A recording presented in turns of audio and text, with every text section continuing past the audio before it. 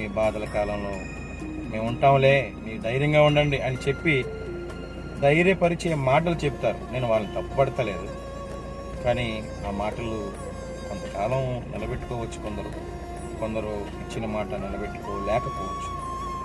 లేకపోతే మనల్ని విడవకుండా ఉండేవాళ్ళు కొందరు ఉంటారు. మన అందాన్ని బట్టో, మన సౌభాగ్యాన్ని బట్టో, మన సంపదను బట్టో, మనకున్న తెలివిని బట్టో, మనకున్న జ్ఞానాన్ని బట్టో, వారికి ఉన్న అవసరాన్ని బట్టో మన ద్వారా మనల్ని విడవకుండా ఉండేవాళ్ళు చాలామంది ఉంటారు.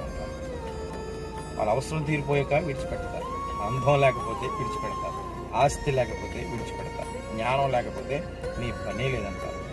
నీ ఆస్తిని చూడకుండా, నీ అందాన్ని చూడకుండా, నీకున్న తెలివితేటలు చూడకుండా, నీతో ఏ అవసరం లేకపోయినా సరే నిన్ను విడవనాడకుండా, ఎడబాయకుండా ప్రేమించేవాడు ఒక్కడే, ఆయనే మన దేవుడు.